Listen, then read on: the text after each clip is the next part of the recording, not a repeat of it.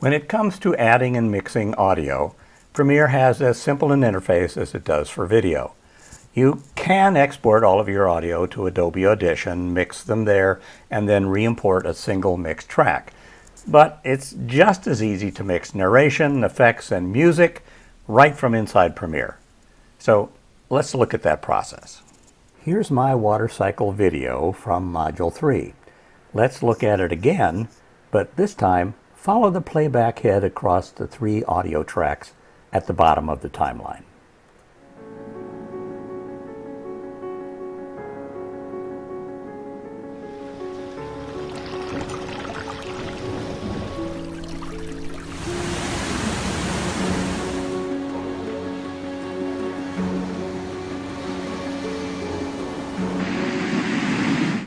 Tracks 1 and 2 are the sound effects for the edits.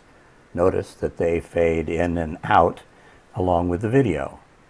Track 3 is the music track. It also has a fade up and fade out. But there are some other things going on within the audio. Take a look at this line right here that runs through the track. You can see it here a little bit better. It runs down here. There's a keyframe right here, and then it increases up to another keyframe. What's going on here is that this is an audio level. You can start your audio with whatever default level it was recorded at, and then you can adjust it up 4 times as loud, or you can reduce it all the way down to silence. And you don't have to go into Audition to do that. So let's take a look at how that's done. I've cleared the timeline of audio, and we'll start laying in our effects and music. First, though, you need to understand that audio volume is measured in decibels, written as dB. 0 dB is normal, neither increased nor decreased in volume. 3 dB is twice as loud. 6 dB is 4 times as loud. Minus 3 dB is half as loud. Minus 6 dB is a quarter as loud, and so on, each 3 decibels being half again louder or softer. So here's our first sound. It's the wind for the first 2 clips. I'm just going to bring the audio down and drop it into audio channel 1. Now I don't need it for all of these clips, so I'm just going to bring it on down to the end of that clip. And there's our audio. But it's pretty loud. So what I want to do is I want to make it softer. This line right here indicates 0 decibels, our normal sound, whatever volume this was recorded at, and you can see the waveform here in the stereo tracks. So if I want to reduce it, all I need to do is put my cursor on that line and drag that line down. And you can see the display below that tells me how far down I've gone. And I'm going to take this down, not all the way there. That says 27. What I want to do is I want to actually make this minus 24 decibels. So I'm going to go up to my effects controls here in my source panel, and under audio effects I've got volume, and you can see it's minus 28. I want to set this to minus 24. I've already played with this a little bit, so I know what that ought to be. You will have to play with your own to see how loud or soft you want your audio to be. So now here's a much more gentle wind sound.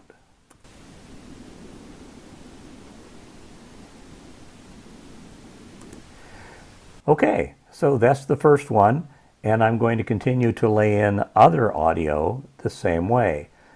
In this section over here, I've got a storm that starts, so I'm going to find my storm sounds over here, bring it up into the source window, and this is a sound effect from a piece of video, so I'm only going to bring the audio down, and I'm going to drag it down into this channel.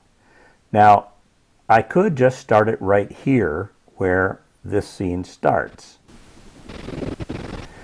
but I'd like it to overlap a little bit, so I'm going to bring it back over here somewhat, and then I need to decide how much lower I want this one to be.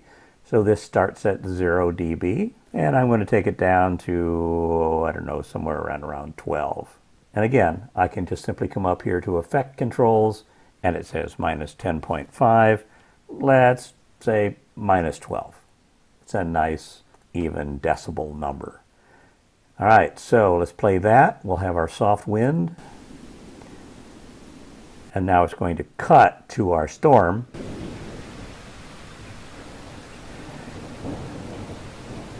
And I can adjust where I want this to get that thunder just where I would like to have it in the sequence of audio. And for right now, I'm just going to bring this down over to here because I don't want it to cover up my brook and the beginning of our river.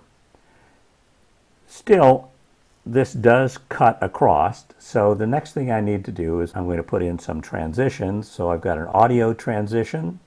I'm going to do a crossfade. I'm going to use the default constant power. I'm just going to fade it up, and I'll just use whatever default value was there originally. And you can see I've almost made it here, so I'm going to stretch this out so it just starts at the beginning of that fade, and then I'm going to crossfade this in at the same time. So now let's see what we've got. This should fade in and should transition to our storm.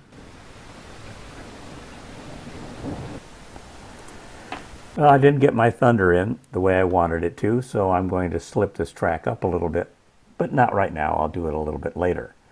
The next thing I want to lay in is I want to lay in my brook sound, and this is going to be just slightly different. So this is my water sound. I'm going to come back over here to this one. I'm going to bring that up to take a look at it, and let's hear how that plays. My, oh my, that's awful loud, but we'll bring that down. And I'm going to bring that down into somewhere right about there, let's say. And that's the beginning of the crossfade of the storm into the stream. Obviously, I want to fade this up a little bit, but I need to decide how far down this is going to be. So I have a smaller stream here, and then a bigger stream is the next one. So now I'm going to be a little creative with this. First, I'm going to bring this down, and let's set this somewhere along about 16. Let's hear what that sounds like. So that's a little stream. That's not too bad. But somewhere right about here, it transitions to this larger stream and should be louder then. So what I'm going to do is I'm going to place my playback head right here at the beginning of my cross dissolve. I'm going to make sure that this audio is selected. You can see it's highlighted here. And then I'm going to come over here. It's in audio track 1. I'm going to select this track. And I just expanded this a little bit so that I can see my keyframes.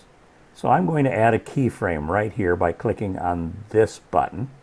You can see the keyframe was entered right here. And then I'm going to move my playback head up over to here. And that's where I want it to go. So I'm going to stretch this out to there. And right here at the end, I'm going to lay in another keyframe.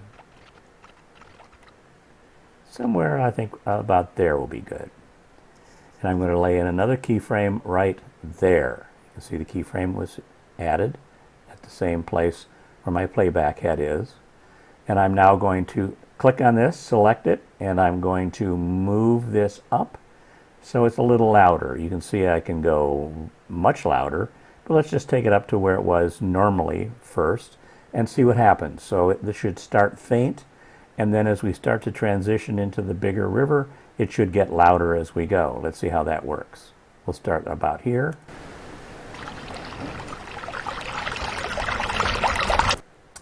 Maybe not fast enough. I'm going to take this up a little higher, 4 dB, right about 3 dB. And then I'm going to put another keyframe in right about here where we've left this dissolve. Come over here, click on the button to get another keyframe, and I'm going to bring this up like that. So it is increasing during the dissolve, and then it gets a little louder as we go through. Let's hear what that sounds like.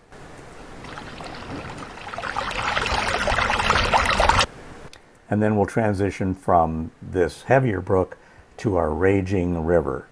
Now I want to fade this in as well. I want to fade this out. So back to my effects, add a constant power there. I'm going to add a constant power here as we come in. I might want to adjust that a little bit. I'm going to make this just a little bit shorter. It's now about a half a second long. And I'm going to do the same thing with this one once I've laid in my Raging River track. So here's how that sounds so far from the very beginning.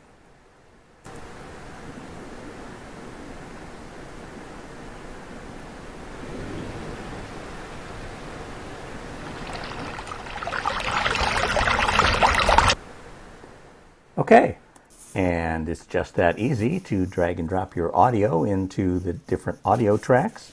Set the original volume by moving the master volume line up and down, and to set individual keyframes so you can adjust the volume on the fly. I'm going to do one last thing. I'm going to come over here and I'm going to add a music track. First I'm going to bring it up into the source window. And then I'm going to pick a place for it to start. I don't want to start at the very beginning, it's kind of dull. So let's start somewhere right about here, let's say. Let's see how that sounds.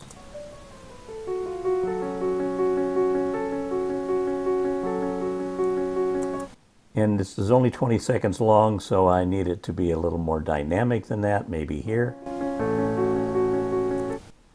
All right, so let's start right about there. I'm going to press I to set my in point. And it's at 1:33, so let's just go roughly 20 seconds in. That'll be 53-ish. We'll say right there. I'm going to set my out point, and then I'm just going to drag this all the way down to track 3. So that starts now like this.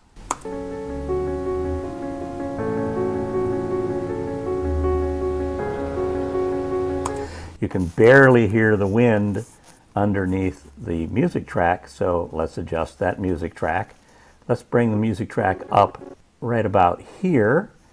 So I want to be able to see my keyframe. So I'm going to select this track, put a keyframe in right there. I'm going to come back here a little bit, and I'm going to bring my volume up starting about here. So I know this is the volume that I want it to have. This is where I'm going to come down, and let's just say let's take it down somewhere along about 18. Again, we'll look at my effects controls with the playback head right here at this keyframe. It says -15. I'm going to change that to -18 and just see how that sounds. Start at the beginning. Maybe a little faint, but I can indeed hear the wind track, so I'm just going to bring this up a little bit. Yeah, sure, somewhere along about 9 dB. -9. Let's see how that works.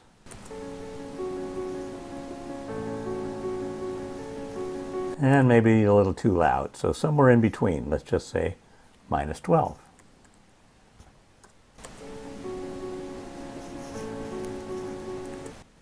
And I think I'm going to start raising my volume a little earlier, right in there. And bring that over to there. See how easy it is to just interactively move these things. And then I'm going to come back to my effects over here for the audio, do a constant power audio transition to begin it. And let's play that all through.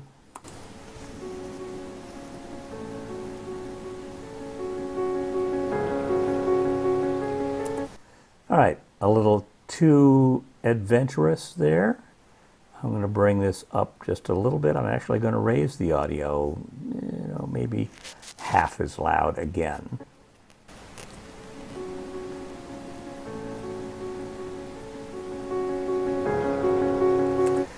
And again, I'm going to adjust it so it just happens here at the dissolve. And I think that'll do it for that. And I'll go back and I'll make some final adjustments to the music track at the end. First, I'm going to have to bring that down to my 20-second point. I'll just put a constant power fade on that just for now, just because I can. And I haven't laid in all the effects tracks here yet, but it'll end something like this. Okay, and that's our audio editing. That is pretty much all you will need to do. You'll have some effects that might be sync sound directly with your video, perhaps the service in the wedding, or perhaps the narration. You'll have that in one sync track, probably audio track 1. And you may have other sound effects. You might have street noises, or you might have the sound of music inside the bar at Paradise Coast, or people talking. You could have any number of things that don't have to come directly from the sync video track. And then you'll lay in a music track. Notice I didn't have to cut up the music track and stick it in with every cut. It has its own little track, and it can fade up and fade out and do whatever it wants to do individually. So if I had someone talking at this point, but I wanted the music to continue playing, I could bring this over here like that. I can come down over here to make sure that I can see my keyframe, add a keyframe, and decide that at this point, just a few frames later, I'm going to drop the volume so that I can actually hear the person talking, whether it's the minister talking to the bride and groom, or whether it's one of the narrators, and the music will just simply fade down.